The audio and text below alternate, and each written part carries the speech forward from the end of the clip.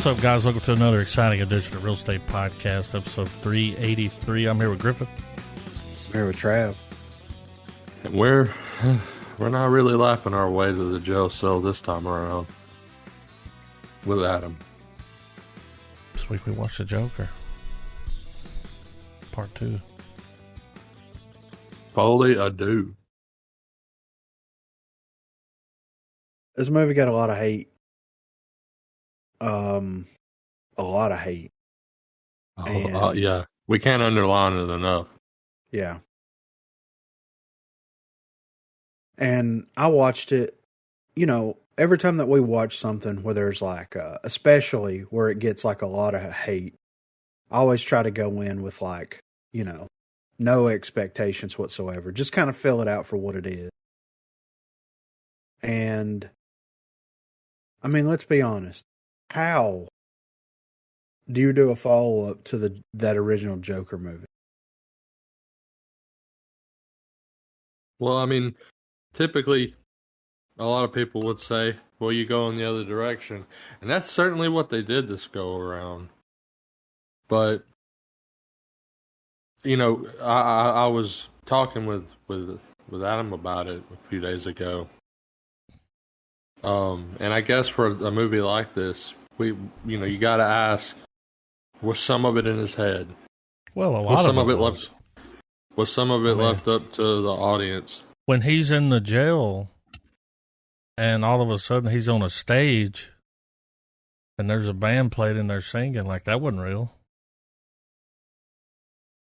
Well, I mean, for me, like just the concept of Harley Quinn in general. Well, I think she was real because she was the lawyer was talking to her, but you know what I mean? But and talking about her.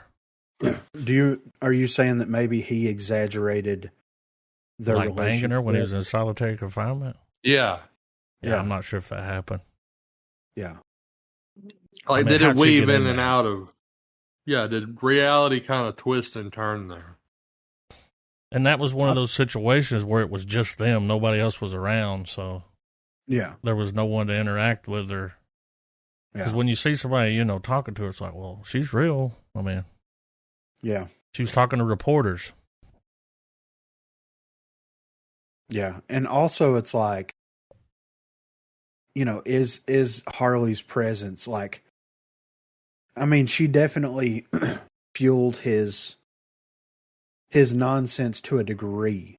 Until, the one scene that we'll get to in a little bit. But she definitely fueled his downward spiral or get upward spiral, however you want to look at it, as far as like how he decided to turn it back on and become the Joker and all that kind of stuff. But was that just a manifestation of like his desires? Because obviously she's a real person, but well, the reason I say is because like they make very clear to distinguish Joker and Arthur Fleck. Yes. Like they made a good effort to separate the two and make them be more of like two different personalities as opposed to, just a man like a man just like Douglas from Falling Down, where he just had enough. Yeah.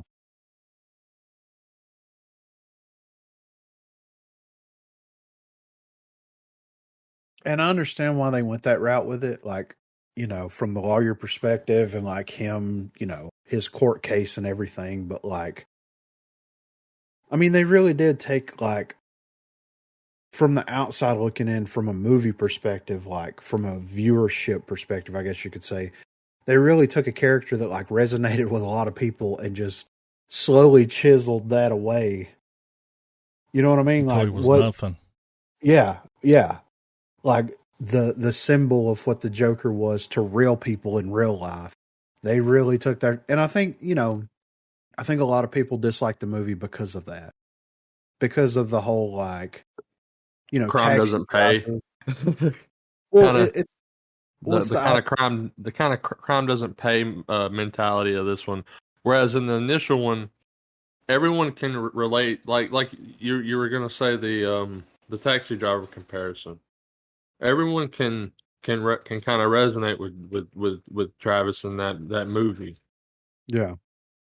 Because everyone's kind of had that moment where it's like, all right, I'm pulling the lever and choosing violence. But in this movie, they made a point to just completely separate themselves from it. And I mean, good or bad, I mean, for me personally, just to get it out of the way, and I feel like it's low hanging fruit, the musical numbers really kind of got grating. But it wasn't like, it was almost like watching a Mighty Boosh episode that wasn't funny. And, you know, it wasn't meant to be comical or whatever, but you know what I'm saying? Like that tone. Right. I didn't I didn't really mind the musical numbers all that much because like it was a very interesting way of like playing out his fantasies. Or that he's just off his rocker. Yeah. More or less. But I didn't dislike it because it's like it for the type of person that he is, makes sense that his fantasies would involve like a dance and sing, you know, number with, Well, like moments of mania. yeah.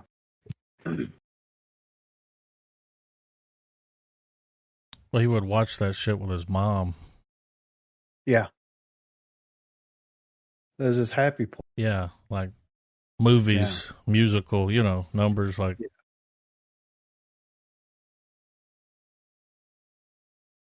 But yeah, after I watched it, I'm like, there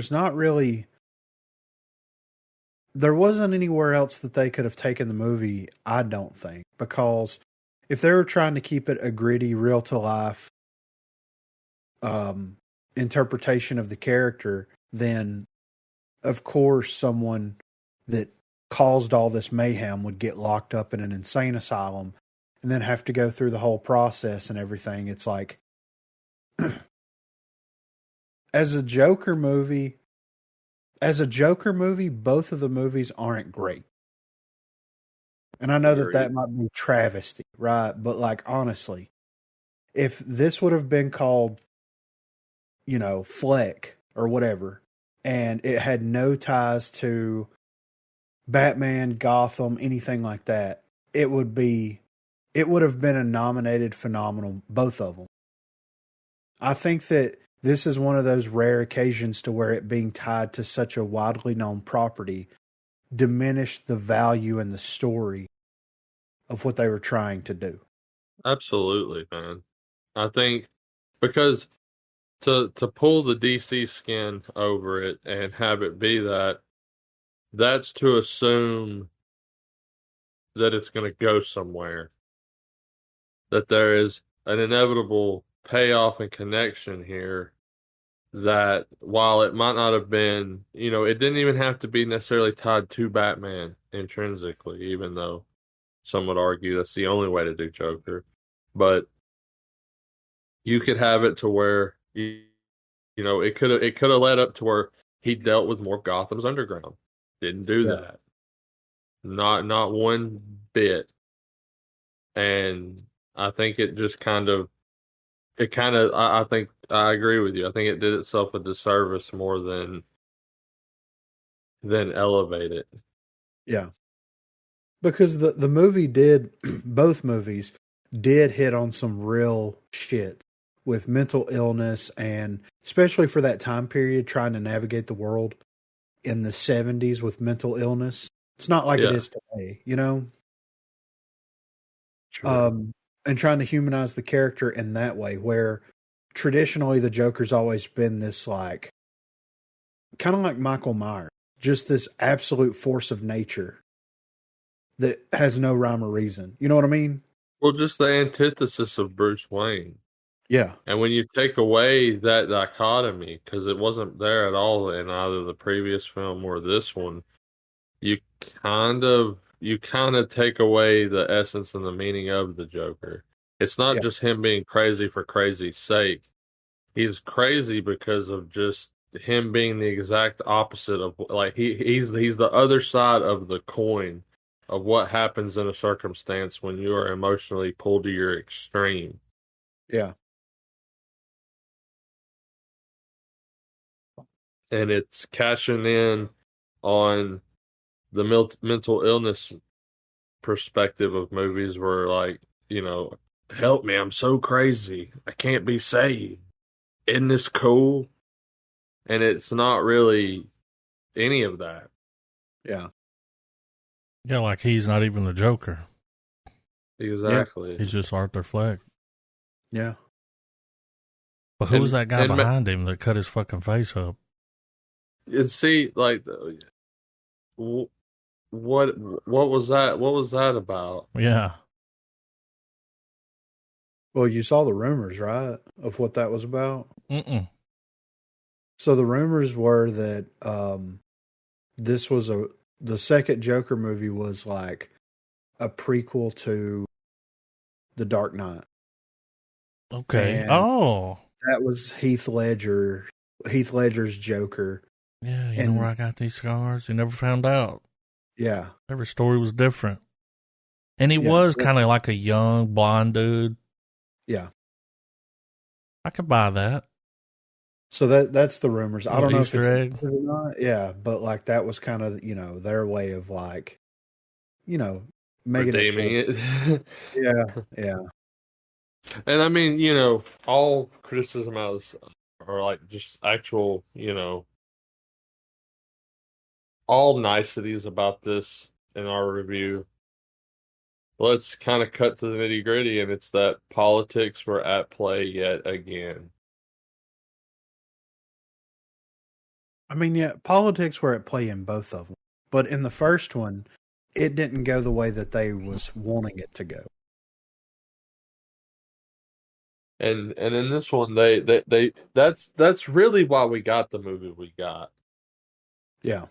I don't think it had anything to do. I don't think Todd Phillips had this idea in his head as a sequel.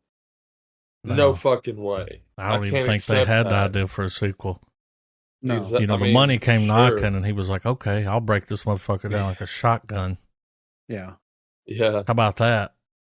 Like, I don't want to, he didn't want to make another Joker movie. And he made sure of, you know what I mean? Like, yeah, he won't be making anymore. Yeah. He even said, he's like, I'm done. That's it. I'm gonna drive this bus off a bridge. Yeah. And he did. Yeah. I mean, he did, like, while also pushing 4 or 5 vehicles with him that he rammed into, you know? I didn't mind that ending, though, the way that it, like, they blew up. You know, him being like, what kind of name was Puddles? You know, the whole. Yeah. And then finally he just breaks down in there and tells those people, I'm not the fucking Joker, man. Yeah. I'm just me. Cuts back to him, you know. And I like how, like, they keep talking about the made-for-TV movie. And it was almost like what we saw was the movie. Yeah, right. You know what I mean? Yeah. Like, yeah.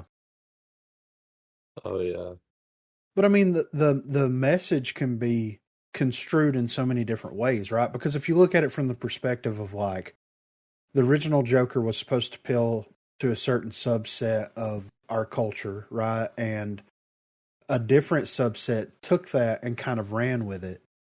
So they decided that they were going to overcorrect. And it's like, well, the original intention behind the character was to give people with mental illness validation. And then in this movie, they completely invalidate what you know what I'm saying? So it's like, if that was the intention of the writers and the filmmaker, was to normalize mental illness to a point, to a fault, to where you can do whatever you want to and say whatever you want to with no consequences. And then they do a complete 180 course correction and then go against the message that they're trying to tell in the first movie. It's like they just put 2 middle fingers up to people that have like voluntary mental illness. And I know that that's going to sound fucked up, right? But like people that have certain mental illnesses that seems to be like praised now. Exactly. So I think it's just funny because whenever you look at this through a lens, it's like, oh, so they just told all these people that they were trying to champion for in the first movie that like, fuck you. Go fuck yourself. Yeah. Yeah. that mental illness don't fucking matter. And You're fucking crazy. It's like, Yeah, but he at was the end- chained to a furnace and like beat and shit and burned with cigarettes and yeah, that doesn't matter. yeah, fuck all that.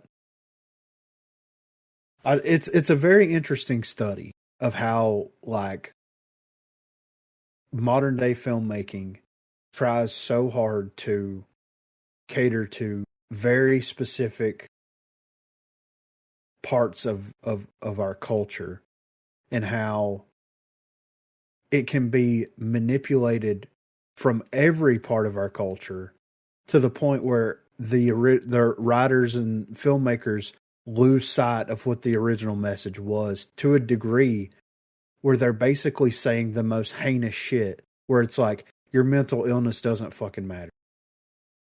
Because at the end of the day, like, he comes out there and is like, Joker doesn't exist, it's all me. That should have been grounds enough, you know what I'm saying? Like, that was grounds enough right there to be like, no, you're fucking, you're done. You know what I'm saying? Like, you're not getting out, you're fucking done, and all this stuff. And then you still have these fanatical supporters, even though Harley Quinn's not one, and, you know, of course the dude that stabbed him is not one, but they're still there and they're still champion for the guy. And it's like, oh, we know Joker exists and all this kind of stuff. And it's like, your echo chamber doesn't help you. Well, like how the cops set him up at the end. Yeah. You got a visitor. Yeah. They were so jealous of him being on like TV, and yeah, when he called him out in court, you know, then shit got real weird. I don't know what happened there. I think there was a rape. I think they did, right? Yeah, that was the way. I mean, you can't be like, he just went in there and got the shit beat out of him, because they would have shown that. Well, the one dude, before it pans off, the one guy walks by him and like grabs at his zipper, like, yeah. And that one, you know, the one guy, I think that's why he was all into singing, and yeah, well, it's like, he might have been a little bit of a, you know. Well, remember the whole metaphor with society in the first movie, where it's like, we live in a society where you look over people like me, you walk around me. If I was on the ground, you wouldn't help. Well, this one's like, you're right. Society don't give a fuck about you. Society's gonna rape you. Yeah, there will never be room for you to be okay in society, because as long as you're going against the grain, the boot's going to be at the throat, you know? Yeah. And as much as you try to, the more you hit back, the harder they hit back. Yeah, exactly. Yeah.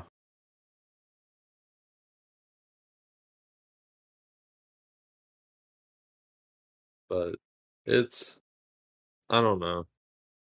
I give it a half star personally. I mean, me personally, I'm going to give it, just like the first one, I'm going to give it a full star. Once you separate it from it being Joker and you sit down and analyze the story, because there's a lot of layers. It's like an onion, you know? There's a lot going on between the two movies, and I'm sure watching them back to back is a completely different experience than, you know, waiting 2 or 3 years to watch the other one. But I enjoyed it for what it was. I thought that Phoenix's performance was amazing. I thought that Lady Gaga did a great job as Harley Quinn. I very much enjoyed watching. I still find it hilarious that, like, if that was the intention of the filmmakers and the writers to like do a complete 180, then it's like that is the classic example as to why you shouldn't mix. Well, not always, but why you shouldn't try to, you know, force a message into a movie that is already trying to tell a message that is even more important than whatever's culturally happening in the world. Like mental illness is a real thing. If they would have leaned heavy into the mental illness aspect of it and not really tried to link it with our modern society, it would be a fucking masterpiece. Like, greatest movie, it'd be up there with Taxi Driver and fucking all that shit. But like, whenever you start picking it apart and looking at possible intentions of it, it does make it fall a little bit flat there. I mean, I can see where you're coming from, but for me, I agree. I think the performances of Phoenix and Gaga are good, but there's not enough. To me, there wasn't enough substance to this movie to a certain degree. Like the musical numbers, I felt like really kind of like band-aided over the moments where we could have had even more performance, like an even better performance out of certain characters. Even, because there were moments in the first movie where it was just silent and they were just, the facial acting was just on point. Yeah. Like for instance with like because they cut to it in this one, the dwarf and that Mr. whole Puddles. sequence. Yeah. That whole sequence. He's in doing the whole first foghorn movie. leghorn, and dude's like, "Why are you doing this to me, man? Like, Yeah. you're the only one that was always good to me, and like, why are you doing this?" Yeah. I felt bad for him. I was like, "Yeah, man, why are you doing this?" Well, Like, he's putting on a show, and he's like, then it made him feel bad. He was like, "Hey, I like you," Well, like the sequences Why I didn't that kill built you? up to that. Yeah. And what's crazy is you could see, yeah, like you're saying, like you could really see like the contrast between what it's like to observe mental illness play out like that and then see it through see it through the character's perspective. Right. Because at the end of the day, it's like, no, dude, this motherfucker is insane. Well, and it is safe to say that a lot of that shit was just in his head, because that's exactly what happened in the first one with the other girl. Yeah. True. That whole relationship was fake. Yeah. And see, Lady Gaga, she saw the made-for-TV movie, so she knew about that relationship and used that on him, like checked herself in there just to run into him. Like she's trying to get fame off of it. I don't know. Write a book. Yeah. I mean, she came from a nice, they said, wealthy family. That woman was like, she checked herself in here. What? How many cigarettes did he smoke? All of them? It made me want to smoke a cigarette. Yeah, me too.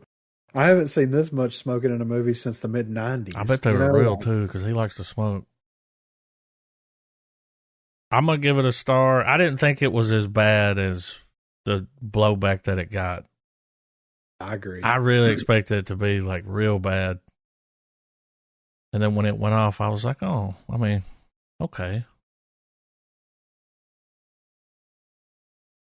Because the internet acted like it was the worst fucking movie of the year. Yeah, and it's like, it ain't that serious. Like, I don't know. It wasn't terrible. Like, I didn't mind the dance and the song and all that stuff. I thought the best, like, and it makes sense that that's the kind of music it would be. I mean, this is in the 80s. Yeah. He grew up. I mean, when he was a kid, that's the kind of shit that was on TV, on black and white movies. But I thought some of the best singing he did was like when it was just him singing riling up the damn people in the crazy house. Oh, yeah. Oh, yes. Where there was no music, it was just him doing the little song.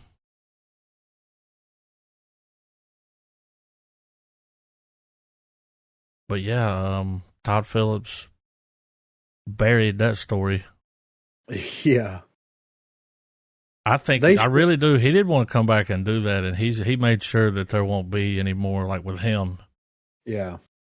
And they should have honestly stopped at the first. Yeah. I mean, A for effort, I guess, and not taking away from the film at all, but it's like, if you put your foot down and you're like, we're not doing more, that payday shouldn't matter. Because that's all it was. Yeah. Was a big fucking payday. What was the budget? Oh, shit. I guarantee it was like $200 million. I'm going to look.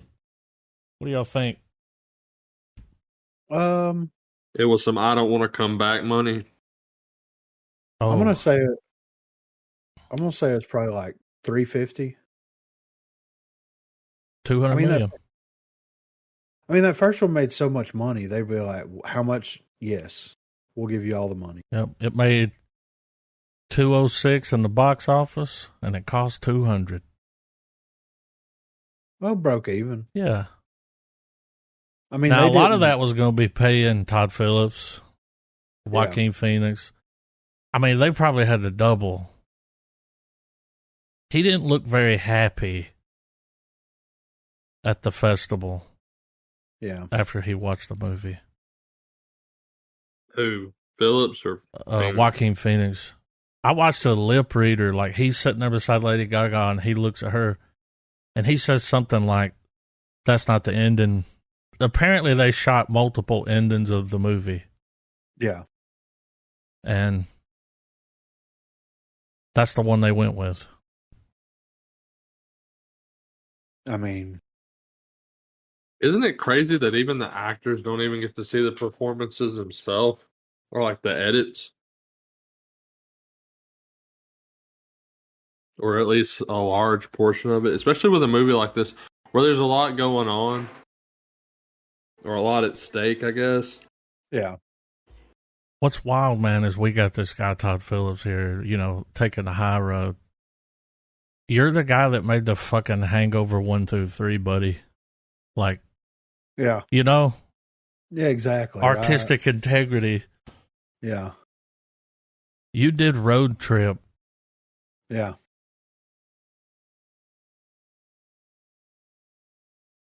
He blames it all on his roots, dude. I mean, the first Joker's the best thing he ever made. He also did War Dogs. That was a pretty good movie. But, Jonah Hill? Yeah. Yeah, I haven't seen that. I remember watching the trailer for it back in the day. It's good. They're selling weapons.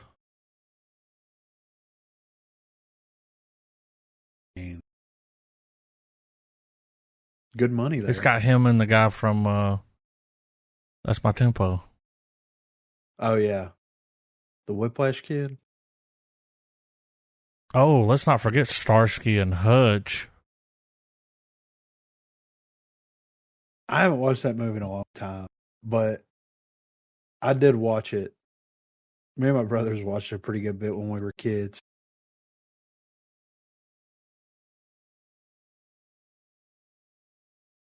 But what about the Penguin, though? Wow. Ma! Wow. Yeah. You and me, Ma. Poor Vic. Yeah, I didn't see that coming. I mean, we knew he was going to die. Yeah. But I didn't think Penguin was going to take his ass out, though. I was saying no out loud when that was happening. I was like, Yeah.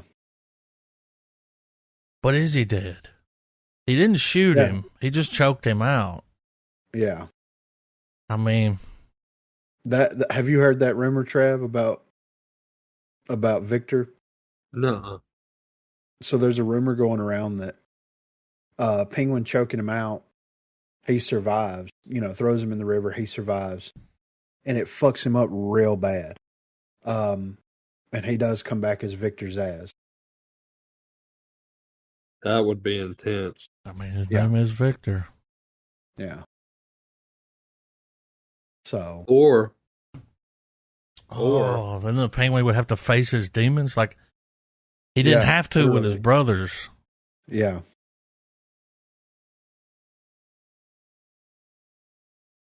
That was fucked up. Oh yeah, locking them in Zaz would know everything about Penguin, so he'd be able to psychologically get in his fucking head. Oh yeah, absolutely. Why didn't they show what happened with the gangster? Yeah, that was my biggest gripe with it. It's like him and his mom go to. Are they saving that for later? I mean, I wouldn't see why, because that's like a pivotal fucking moment right there. Like that is almost more important, in my opinion, to Penguin's like origin story than him. He told her that's when she accepted the deal. Yeah, I'll give you the world, Ma. You know, put you in a skyscraper overlooking the city. Like, I'm gonna do all these things for you. It took a while, but yeah. But like what happened there? Did he kill that guy? Like, yeah. I mean, I don't think you see him after that. No. But I would really like to know too, because it's like that dude was there to kill him, and he obviously didn't get killed. So like, and he had that scar. Yeah, and he didn't have that before. Like, is that something he got from, you know? Yeah. And then he kills that guy. And maybe he shows up, and his mom's like, "All right, you proved yourself. Like, you're willing to do whatever." Yeah. Well, he's that guy at the beginning that they're talking about. When we first get that, oh, it's like that moment. He's the one that Colin Farrell or Penguin looks up to, the one they're taking the books. Yeah. The numbers. Yeah, and right before dude's shitting on him and dude puts him down. He's like, I see what you're trying to do here. It's because he was trying to be like him.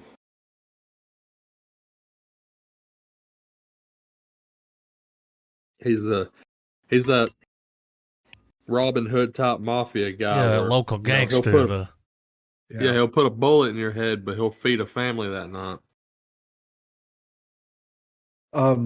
Did you see the rumors that the dude from Sons of Anarchy might be Scarecrow?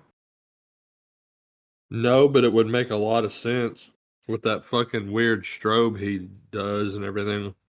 Yeah. And the mushrooms. Yeah, the and the mask and the gloves. Yeah. That apparently were in some scene. Yeah. I'm going to have to go back and look for that scene. I mean, I would be okay. I was talking to Corey White about that. It's like, I'd be all right with it. And Corey's like, that's cool, but like, I'd really like to see them do some other Batman villains that we haven't seen on the big screen. Yeah. I'm like, yeah, I agree. And that's why I was like, well, maybe it's Hugo Strange. But I don't know. And then again, it might be a nobody. Or it could be like he turns Calendar into Man, fucking. no. Huh? I said Calendar Man, but no.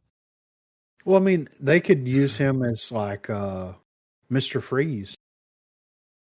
Like, what if something terminal happens to old homegirl, and he flips out and like freezes her ass and tries to, you know what I'm saying? Like, they could kind of pivot that into a couple of different characters if they really wanted to.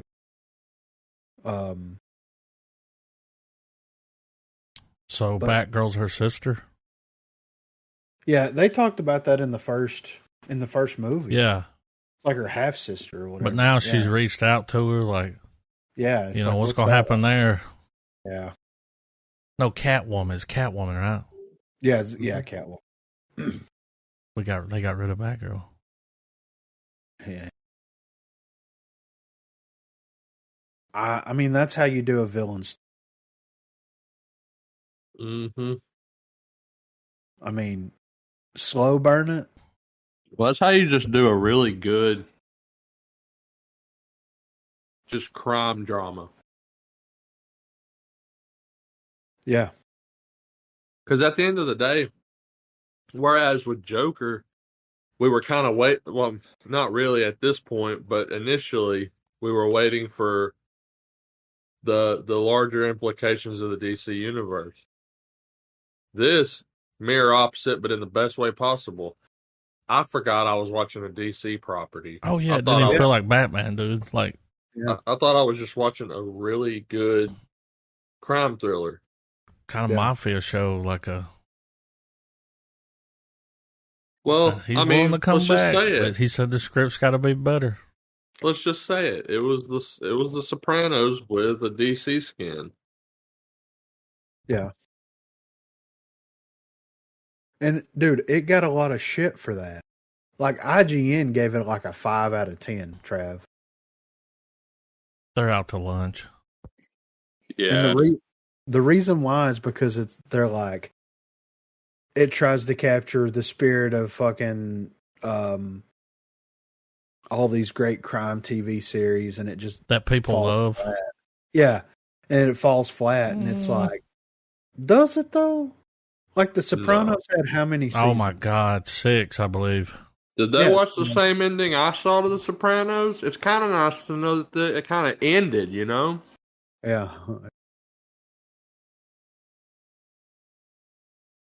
Yeah, I think that a lot of the criticisms for it are kind of bullshit, but.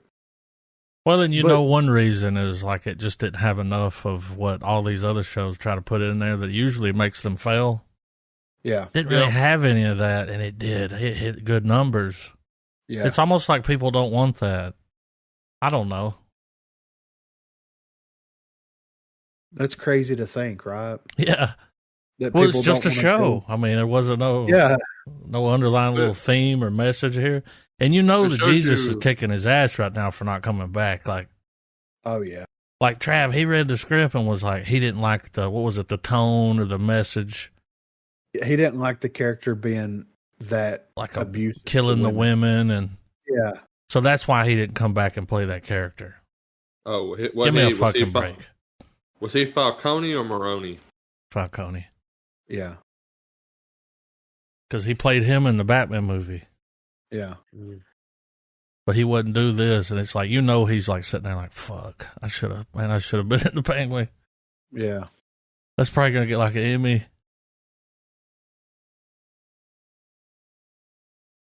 Sucks for him. But yeah, I'm hoping they do more. I'm hoping they pivot into other characters. I mean, you could do villains, heroes, whatever, but if they keep it... But here's the thing for me, though. Don't make it like the Penguin. The next character, take a completely different genre approach. Yeah. I just like the grittiness of this Gotham City. For sure. It's fucking dark and gritty, man. Yeah. What it should be, like. Yeah, right. The Gotham's dark and hell is hot, And the dumbest fucking complaint I heard about the Penguin was the people that were like, it's fucked up that they hired him and put all that shit on him and made him ugly. Like, they could have just hired an ugly person. And it's like... Oh, yeah. Or they wouldn't have pulled that off. No. Well, like, that's why they're called actors. Like, even the guy from In Bruges. I mean, he would have probably been all right. He was the cop in the Joker. Yeah, Dom Hall Gleason. Yeah. Yeah. Or whatever his name, Gleason. Brendan Gleason. That's it. Yeah. But that was a huge complaint with people. And it's like, what the fuck, man? Like, actors have been wearing prosthetics since the beginning of movies. And, like, you know what I mean? Yeah. Like, this dude transformed. Oh, yeah. He into the fucking Penguin. Yeah. The walk, everything. And I kept watching him. Like, he never broke character, man. No. Like, every time he was walking, I was like, he's going to fuck up this walk at some point. Nope. Always had the same lean. Yeah. He waddled like a fucking penguin. That foot was fucked up. Yeah. Wasn't it, though? Might have some technical difficulty, gentlemen. I'll be right back. Yeah, I'm giving the Penguin a full star. Oh, yeah. Oh, full star, too.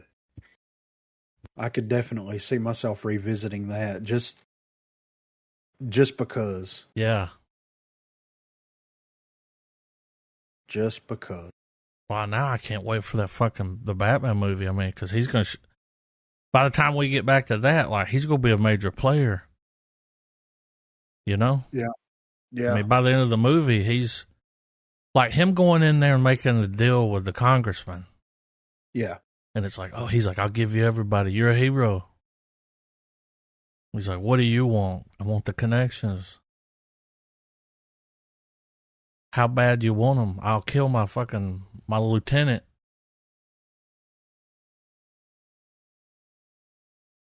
He's a real piece of shit, but like, I like him. Yeah, definitely. They made me like the Penguin. Like, yeah. But he's a bad guy. Oh, yeah. I really like his how mom they laying there like, yeah, vegetable. That's fucked up. Yeah. I like how they did that. I think it was in the last episode how they did the flashback sequences because the first time it happens, it's the young actress playing the mom. Yeah. And then the second time they do it, I think it was at the beginning of the last episode or next to last episode where it was the older version of his mom. Yeah. Reliving all of that stuff. Yeah, whenever they're doing the bliss shit on her. Yeah. With the flashing light. Like she's there. It's when they're at that club. Yeah. When she's like looking around, and I was like, that's cool. Yeah. I really like the way that they did that. They had her fucking finger in a cigar cutter, and he was like, I didn't kill him. Yeah. He wasn't going to admit to it. He didn't have to. I mean, really. I mean, they were bullying him a little bit, but well, it was a little extreme. I don't think he thought, you know what I mean? He didn't mean to kill him. Well, what's intense is that it showed you why he would not cave. It's like, dude, he would rather let his brothers die. He would have taken a bullet to the face before he would have told his mom he killed them. And even though he knows she knows, never admit it.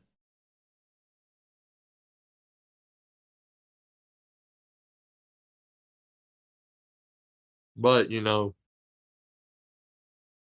it works in a roundabout way to show you that it's going to take a character as ridiculous as Batman to do him in, because he is, in fact, that ridiculous. Yeah.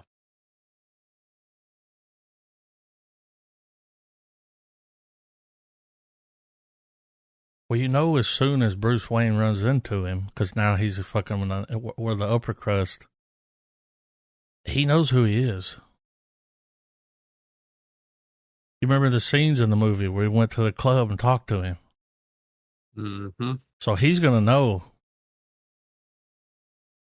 Yeah. When he runs into him, he's like, oh, this motherfucker. Yeah. And he's wearing that dude's ring. Alfred, Yo, pull it Batman. up. Alfred's like Batman's Jamie. Pull it up. Yeah, yeah, right. Pull it up. Good stuff. I'm excited to see what else they do with the Batman world.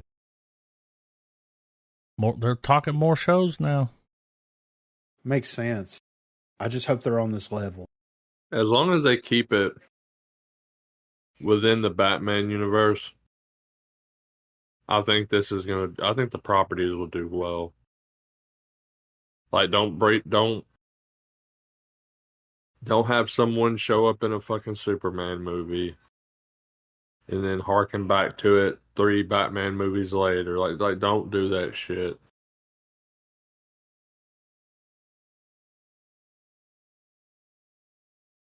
Well, they got a good thing going. So, I'm excited to see what the future has for that Batman world. But I got one little tidbit of movie news here that I'm going to hit real quick, since we're getting back on the horse here. So the lawsuit against Jonathan Majors was dropped. What? Yeah. It says the ex-girlfriend of former Marvel actor Jonathan Majors has dropped a lawsuit that accused him of assault and defamation, according to court records filed in New York Thursday. The emerging star who appeared in boxing drama Creed 3 was convicted in December of 2023 on 2 counts of misdemeanor assault against Grace Jabari. who said Majors attacked her in the back of an SUV. He was ordered to undertake a year-long counseling program but avoided jail. He denies any wrongdoing. Then Jabari, a British dancer, launched a civil suit in March accusing Majors of malicious prosecution, assault, and battery during their nearly 2-year relationship and defamation for maintaining his innocence since the trial and saying that he has never assaulted a woman. Thursday's short filing says that now, quote, all claims against defendant are hereby dismissed with prejudice, adding that each party will pay its own legal costs. The lawsuit had said in March, quote, Majors had called her a liar at every turn and very specifically claimed that he has never put his hands on a woman, with the goal of convincing the world that Grace is not a victim of domestic abuse, but instead a crazy liar who should be treated as such, the lawsuit says. Major's attorney Priya Chaudhry said at the time that her client was preparing counter. Attorneys for both Jabari and Majors did not immediately respond to a request for comment. Majors was given the Perseverance Award at the Annual Impact Awards in Hollywood in June. Accepting it, he said, I'm imperfect. I have shortcomings. I acknowledge. So, yeah, dropped everything. My. Kind of wild, right? Mm-hmm. They had to wait for the election before we can get the Kang stuff going. Well, according to Marvel, they're still not bringing him back. Because they've already course corrected. Yeah. It may be something that happens way down the road, but they have no intentions of bringing him back in. The stuff that I saw about it even said that they had been looking for a way to get rid of him even before this. Well, I think that Marvel and even Kevin Feige can attest to this, that like they kind of mishandled Kang a little bit, in my opinion. A little bit's been nice.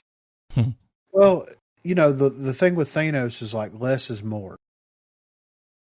You saw him a couple of times, not really doing, anything other than just sitting around until he shows up and whips the Hulk's ass. You know what I'm saying? Mm-hmm. Well, even if they decided not to do the less is more approach, they could have done so many different like narrative things to make it better. Like we should have seen that last season of Loki years ago. Yeah.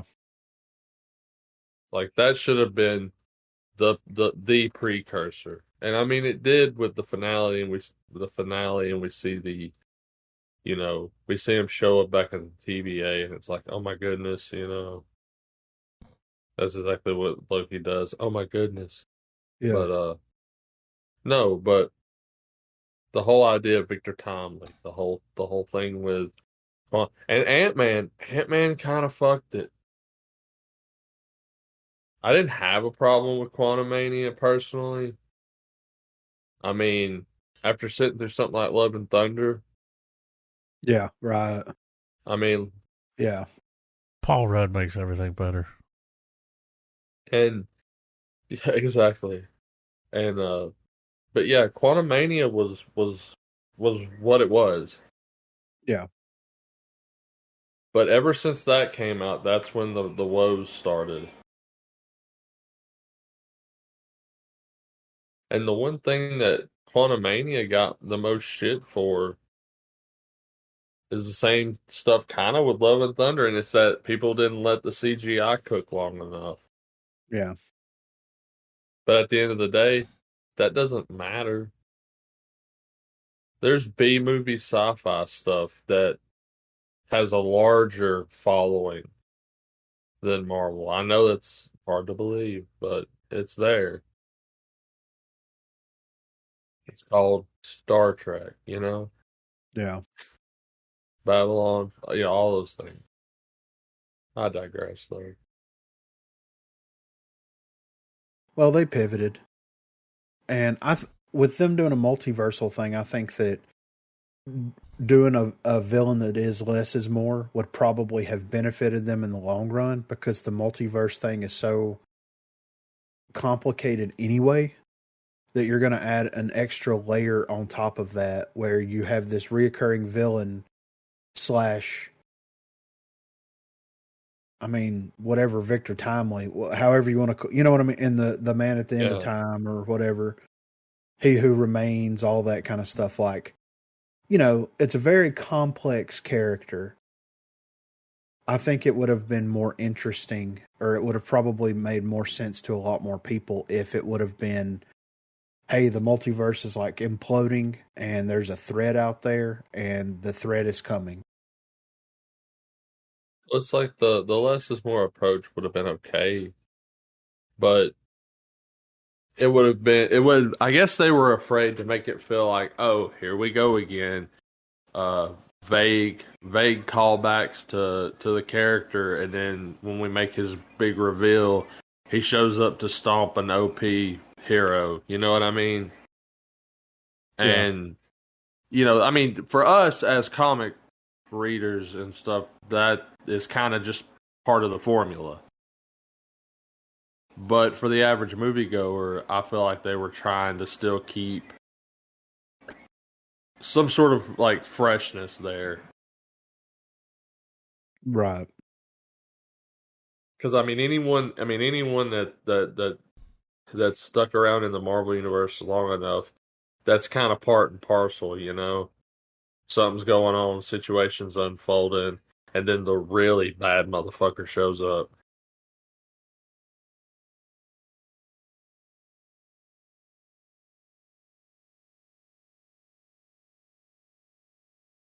Well, I'm excited to see, you know, they finally wrapped on Fantastic Four.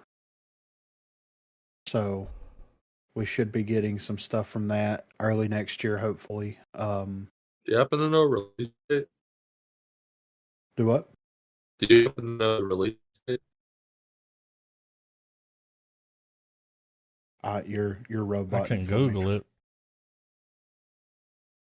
He said, "Do you happen to know a release date?" I think it's June or July of July 2026. 25th, 2025. Oh, I thought it was coming out in 2026.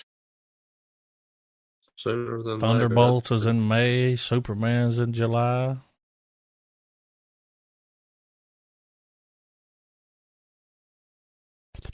Next year's gonna be a good year. I heard that like people's already seen the Superman trailer, and everybody, like, people are crying in a good way. So I don't know. Just don't know. Well, they may let him come back at some point. After all, they did bring James Gunn back. Oh yeah, to finish Guardians of the Galaxy. So they're saying that there's the reaction is that they're crying.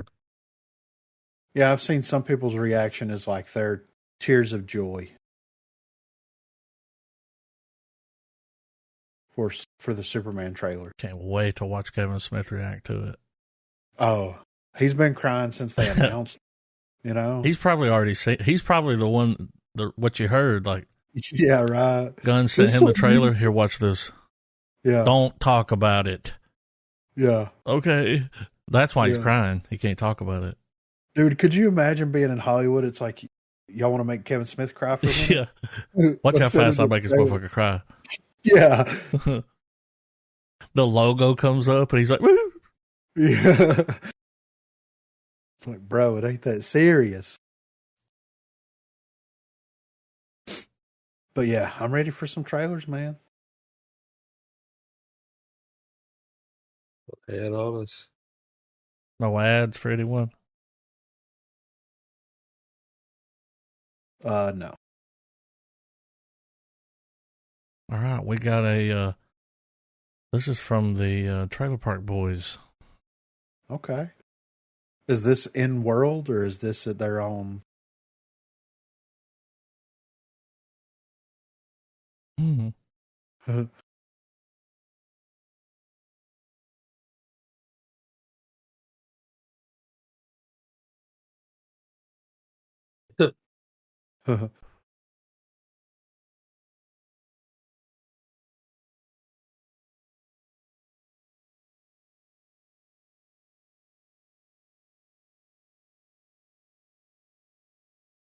He's an arm dangler.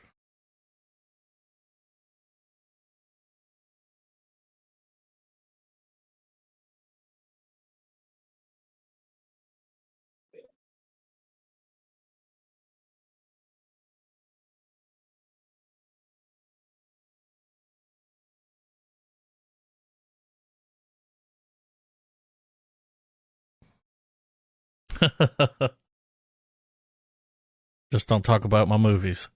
Yeah.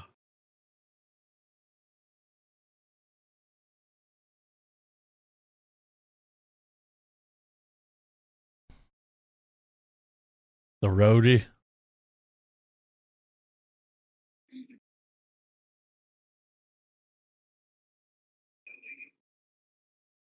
I like how they've got that little TV over the big one, the floor model. Yeah. I mean,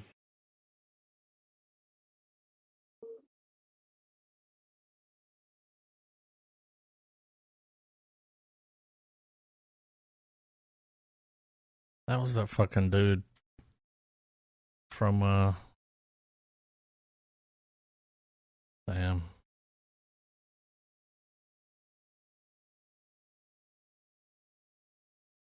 I can't think of the show. The Netflix show. They just finished the season where they had to end the world. The ghost guy, the guy that can talk to the ghost.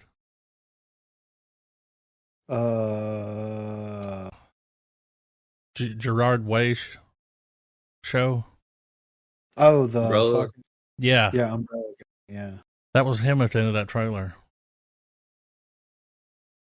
I mean, I always recognize him because he looks like the dude from, I believe it, a thing called Love. It's just like him. The Darkness. Yeah.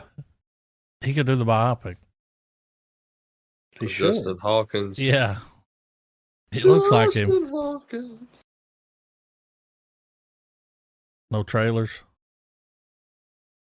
No, No BMW ads, huh? not yet. They're coming.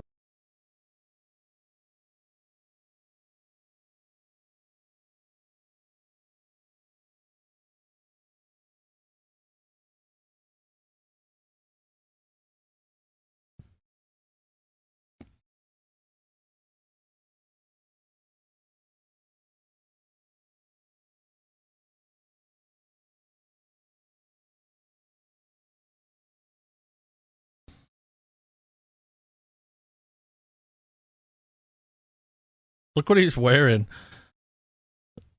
Is that Nano? It looks, yeah.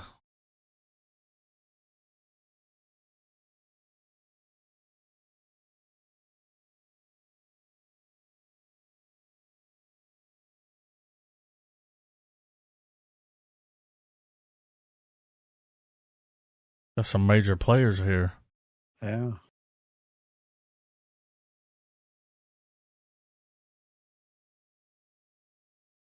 Bryan Cranston, he was wearing like a gold necklace that had like a fucking saber tooth on it. Like, I mean, he's feeling it, dude. trailer for Squid Games. I'm still yet to watch all of this. Do you want to skip the trailer? No.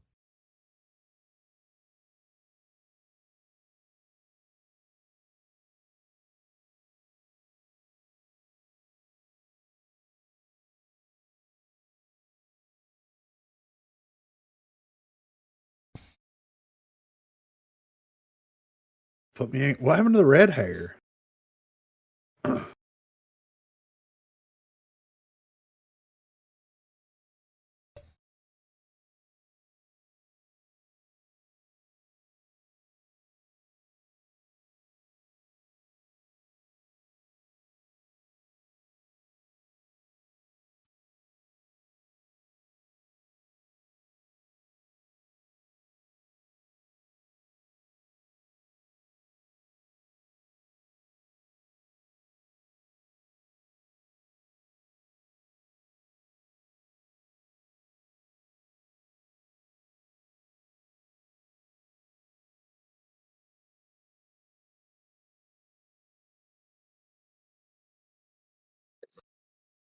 Excuse me.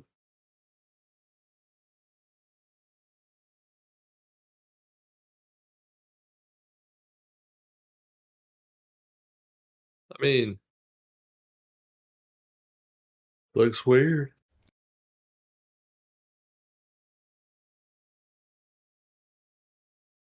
That's how you know when you got too much money. Where you make people play games to die. And well, when you're so rich, you start wearing masks.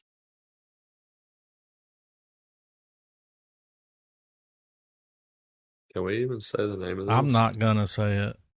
I'll say it. I don't care. All right. Queer. This is the second trailer. What? You said the word. We watched the first trailer on one of the last episodes, and I mean, it looks interesting. I mean, it's our boy Bond. Yeah. Incarcerated. It's A24. It's based on what, William Burroughs or something like that? A book? Oh. Is it Naked Lunch? William S. Burroughs. Out to Naked Lunch. 1985 novella. So, you know, Go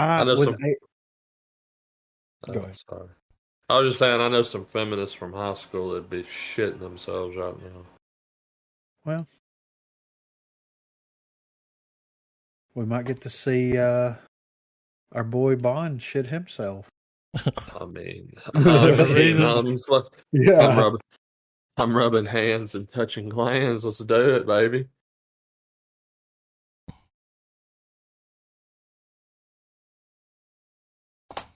The way that it looks, it has the look of that. You remember that Johnny Depp movie where he played like some kind of writer? Yeah. Daniel Craig is never not shot in one of these type of like Spanish like villas. Like it's always. I feel like I've seen him in that suit before. Yeah.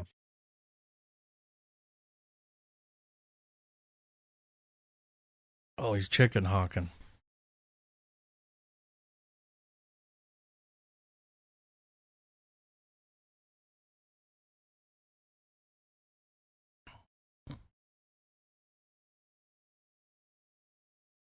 You gotta be careful Googling this movie.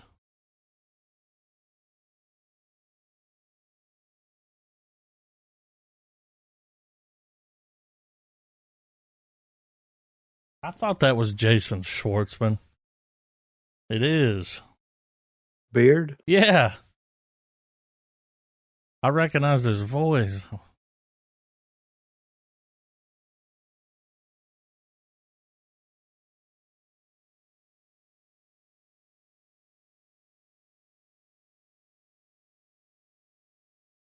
I'm down to watch him frolic.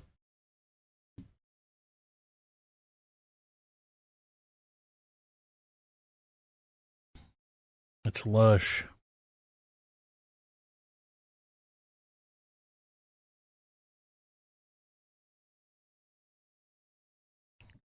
What's up with the centipede? I mean, that's some leftover from Naked Lunch. Yeah. Is that the guy that wrote Naked Lunch? Yeah. Yep. Oh. Yeah. That's why I'm like, interesting. Yeah, you got Burroughs based on a novella by Burroughs, A24. Like, I have a feeling that it's more than meets. Oh, it's like it's gonna be weird. Yeah, you know what I'm saying. So that's why I'm excited about it. I think it's going to be a very interesting take on this love story here. I'm captivated. Yeah. All right, my ad's over. It was Delta. I had a TMNT. Is this, yeah, same. Is this what I think it is? Oh, yes. Yeah. And it may be those people that did the Winnie the Pooh. Like, they're starting to do all those. Yeah, some public domain stuff.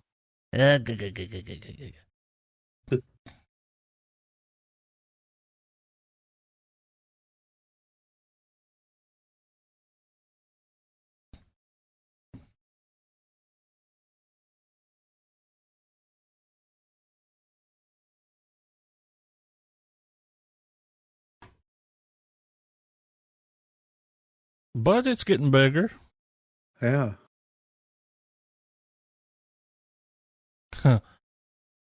It's about spinning the yarn. Yeah. Maggot cider. God damn.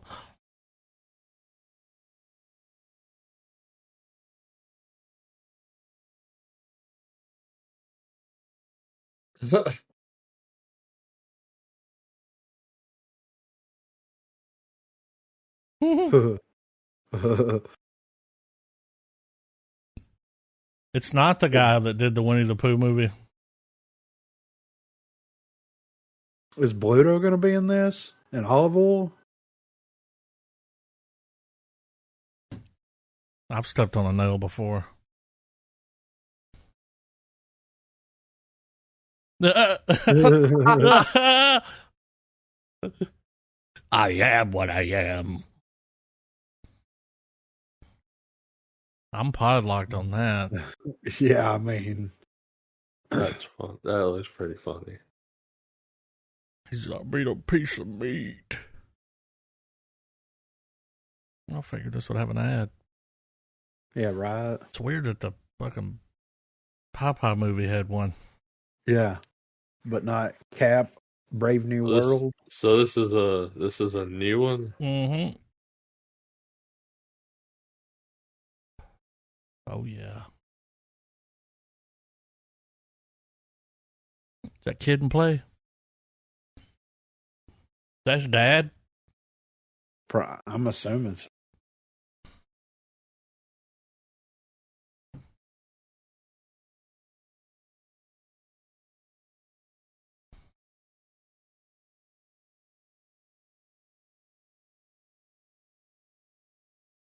No, that's the guy from.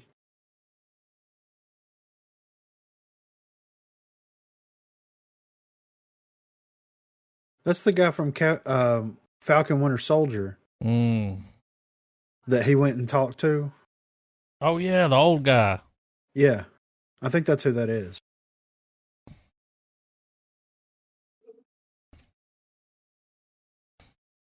It's not the first time he's played president.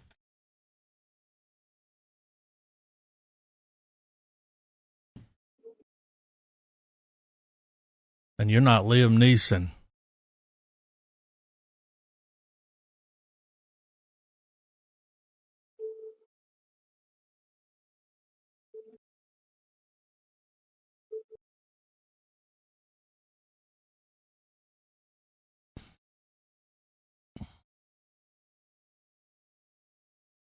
This fucking... I think it's just supposed to have, look at me, Hector.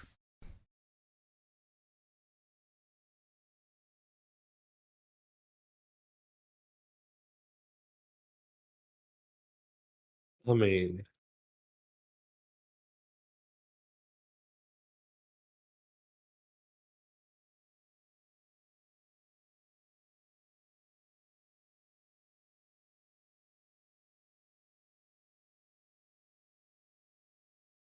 There he is.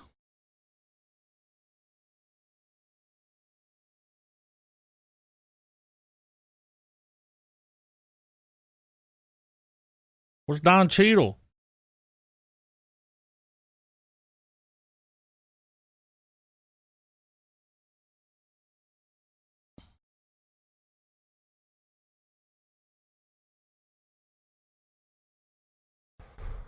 Yeah. Dude, it looks like him too. That's wild. Yeah, right. That was cool.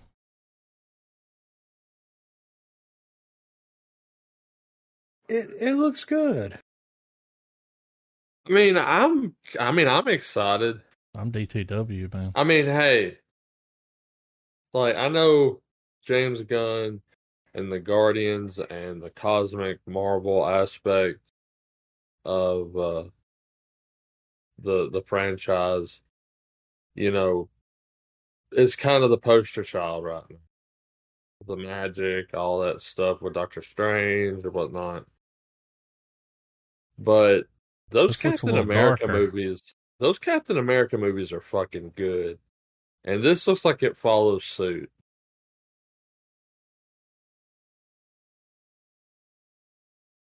They Yeah, it didn't looks show really Tim good. Blake Nelson. He's going to be. I can't wait to see him. Yeah, he's going to be playing. Brain? Yeah, what was his name? I can't remember what his character's name is, but yeah, he's going to be all fucked up. I mean, the movie looks well shot. I mean, like the filters and stuff on it, you know? Yeah, it looks good. Yeah. Dude, Don Cheadle's not even in the movie. That's wild. Well, he was in I a watched- cocoon. Oh, yeah. Secret Invasion. That's right. They said, Almost fuck forgot that. about that. Yeah, it was very Thanks for forgettable. reminding me. Sorry about that. Minecraft trailer. Let's do it.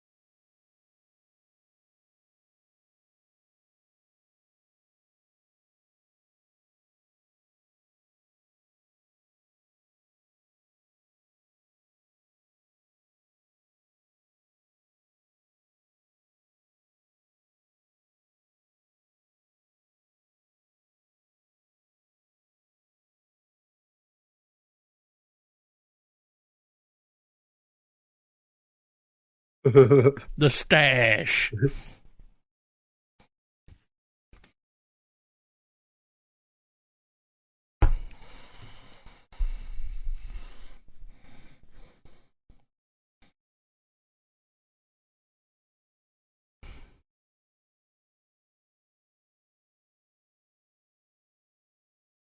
Been there before. Yeah.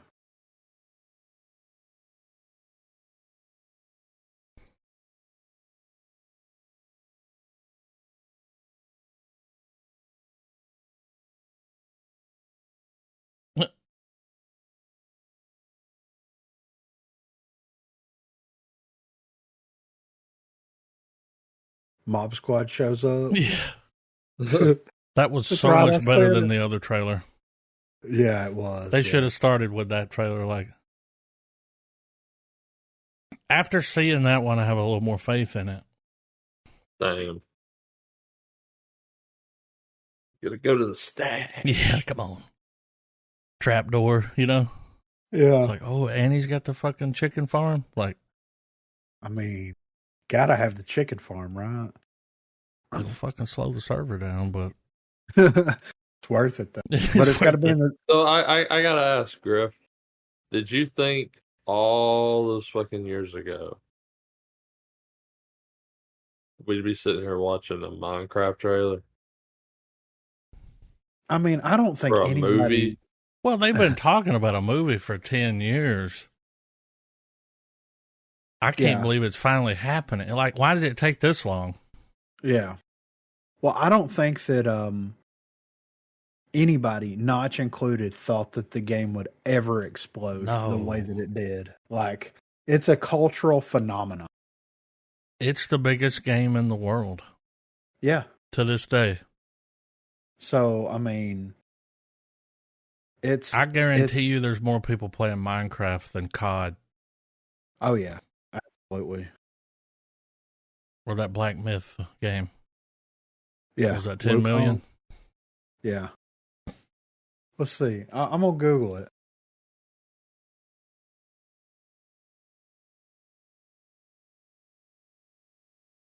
All right. What do y'all think that? How many copies of Minecraft do you think have sold? 50 million, at least. What do you think, Trav? I'm gonna say it's had 10 years. Well, I'm gonna All say the close different to. consoles, like, I'm gonna say close to 300 million copies. Yeah, it's 300 million. God damn. I My mean, number's outdated. Well, it's on phones. It's on. It says it sold more than 300 million copies globally since its first public release in 2009. This includes sales on PC, mobile, PlayStation, Xbox, and Nintendo. I mean, dang. Wherever you go, I go. Yeah. They said the only thing that's come close is Grand Theft Auto 5. Oh, let's check. I thought it was going to be like a Mario game. No. So, I mean, I don't think anybody expected it to be. And it's like, imagine if Notch wouldn't have sold that to Microsoft. I would have wanted to stay on. Oh, for sure, right? Like, I'll sell it. Yeah. But I want to stay on. I want that in the contract. I want to be here. I mean, yeah. I think he sold it for like $3 billion or something. I mean, it was a stupid, and he'll never make. I've seen the stuff he's working on. Oh yeah. He'll never. No. Just it's so simple. And it was real simple back when he put it out. Like, I mean, hell, you didn't even have to eat. I was talking to Trav the other day about it. I was like, it's like, I think what I like so much about it, what like us, like, it reminds me of Nintendo 64. Yeah, yeah. It's like a 64 game.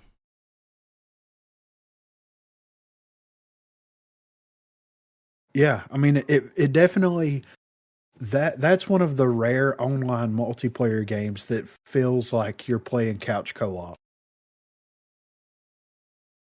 Even when you're not together. You know what I'm saying? Because it's like, I mean, now they got armadillos on there. Like it's. Yeah, right. So. I'm waiting for the giraffes and the elephants. I mean, because it still gets updates like Jeb. Yeah. Constant. What y'all think about this? I haven't seen it. I haven't seen it either, but yeah, I know I'm going to watch it. I don't think we're going to have to. I think I'm going to watch it. That it's going to be. You know, whether y'all watch it, I'll definitely watch it. Yeah. Well, I mean, you're the all-seeing eye. I'm Sauron. I'm in the sky. Yeah, dude. Dexter. Look at me, Dexter.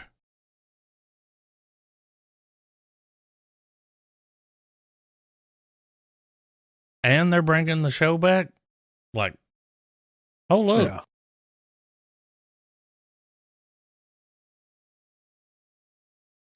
Oh, because he's not dead.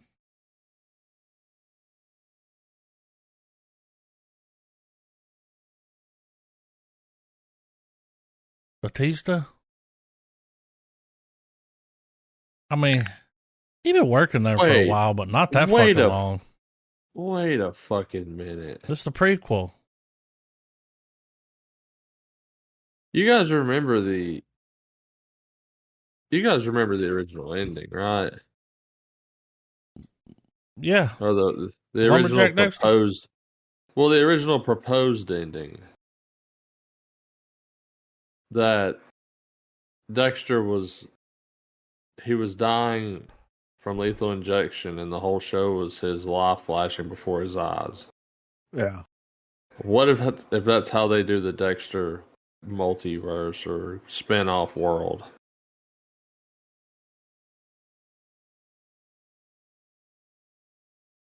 So is he still going to do the VO work? That would be amazing. What about this techno theme? Yeah, drummed up. It's garbage, though. Yeah.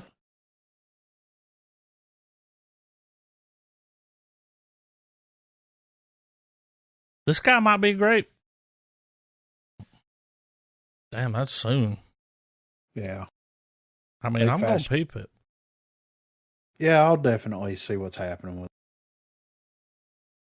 Because, you know, we had some good years with Dexter up until a certain point. If we can get back to that formula, yeah, that would be nice. Yeah. Because, you know, he didn't flip the script and, like, start worrying about the women until, what, season 3? Season 4? Yeah. So all of this should be back to the original. I mean, yeah. And they're going to do another thing with Shaw. Yeah. It's like, what? All that dude has is Dexter.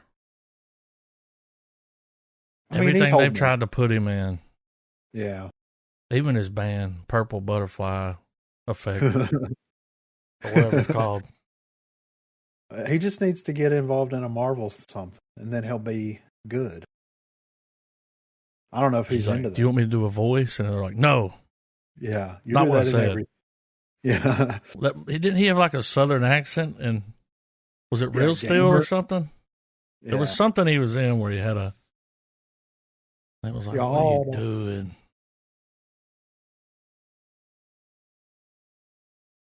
We got some Woody action here. We got some Woody. Is Woody playing Buzz? Is he on a spaceship? I think it's water.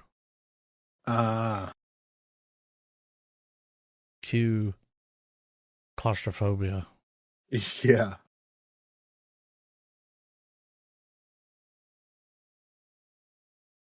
Yeah.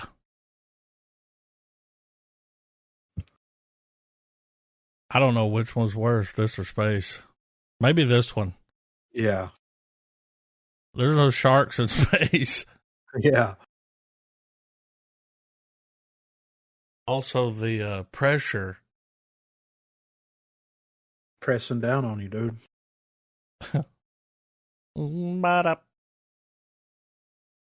they working on an oil rig?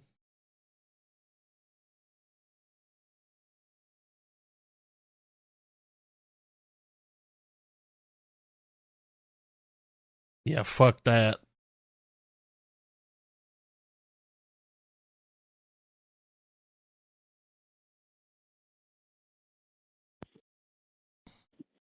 Anxiety.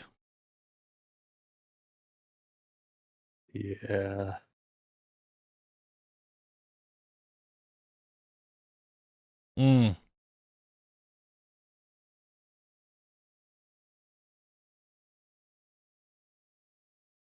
God damn.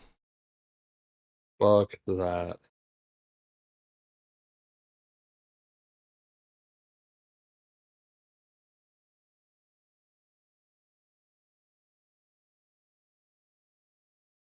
Oh, it's Shang-Chi. I thought that might was him in there. Like,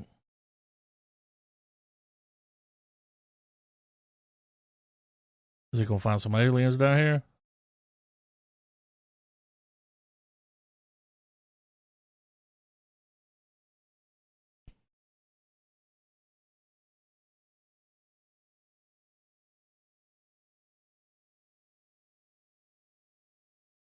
So we get a 2 for what's going on with them and what's going on with the ship up top. Like, yeah.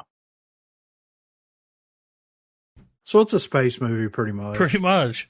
Yeah. You got Might Houston as well up be. top. Yeah. I mean, that is how NASA started.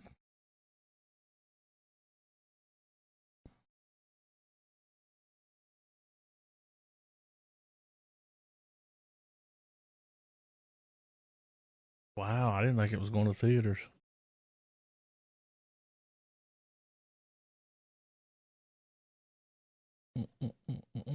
Oh, we got a treat. Bleeding Steel. Jackie Chan. Oh, dude. I saw some Shinfo the other day. So, John Carpenter wanted to cast Jackie Chan in Big Trouble in Little China as the Asian lead. Yeah. And the studio didn't want to cast Jackie Chan because he was unknown and because his English wasn't great at the time. Yeah. Yeah. But imagine in a world where you have like one of the greatest cult films of all time. Yeah. And it had Jackie Chan in it being a badass. You know what I'm saying? Like, yeah. But yeah. Just want to throw that. That was a missed opportunity there. It really is. Like, that would have been interesting. I sent Trav a meme the other day. It's like Jackie Chan in every movie. I don't want no problem, but he's kicking everybody's ass. Yeah. Right. No problem.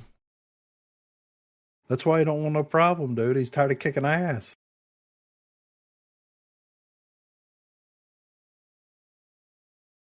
I thought it was a foreign at first, but they're speaking. Oh, it's Lionsgate.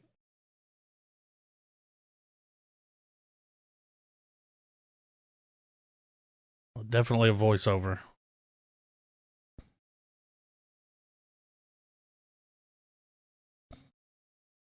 All of a sudden, there's a lot of Jackie Chan movies happening. Yeah. I saw a bunch of trailers with him in it. Who is this guy? Christian Bale.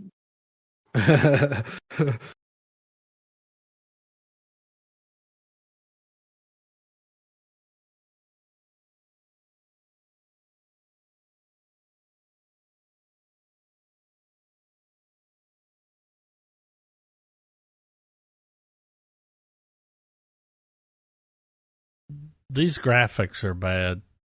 Yeah. What the fuck is that? It's the board, dude.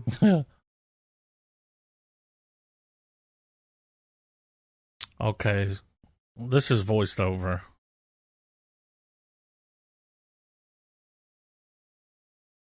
That's some Tom Cruise shit right there. Australia.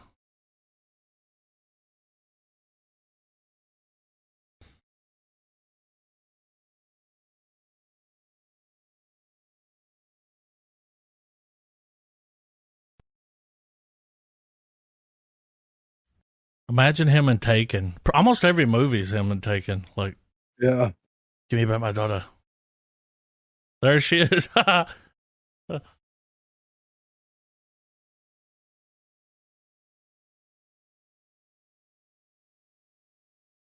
Hell yeah.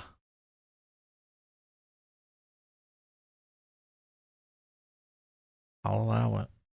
Yeah.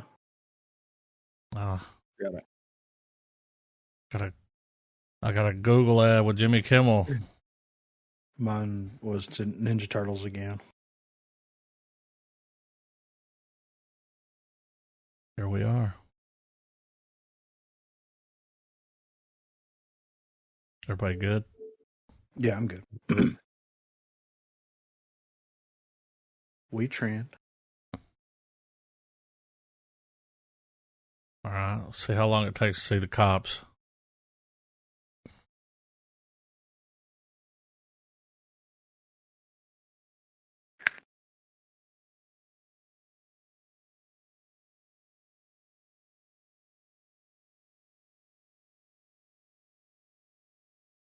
Okay.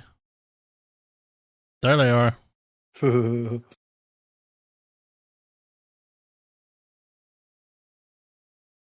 at this guy. Patting himself on the back.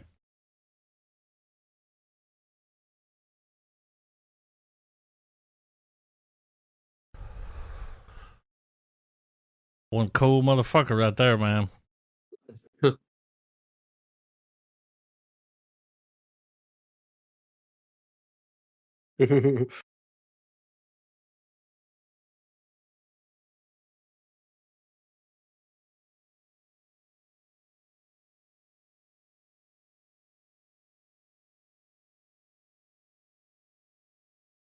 This dude.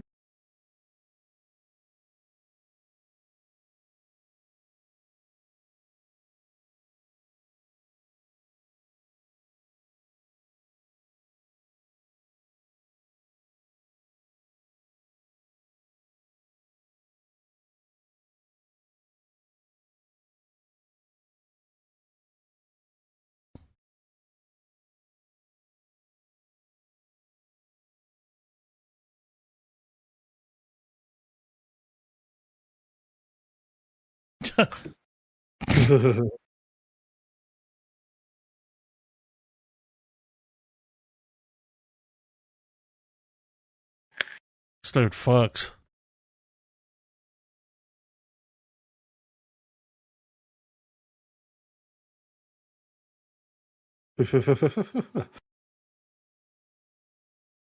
He's lighting a cigarette off the fire on his shoulder. Gonna rip his fucking earring out. He likes to rub his beard. Yeah, I get it.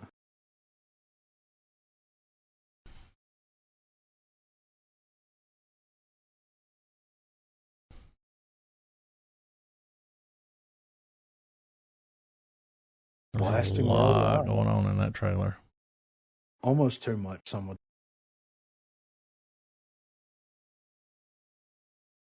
All right. Well, you guys ready to go back to the Crow? I mean, It got pushed back a few times. yeah. I'm fine with that. I'm perfectly good with that. Yeah, up at the top of the list there, I see. Still haven't watched it, but want to. Yeah. I saw some bad reviews, but I also saw some good ones. Like, really? I saw people that was like, I went to the theater a couple times and watched it. I'm like, really? Huh. Wow. Yeah, I'm cool with that. I'm interested to see what they got going on. Sounds good to me. Checks in the mail. Flags raised.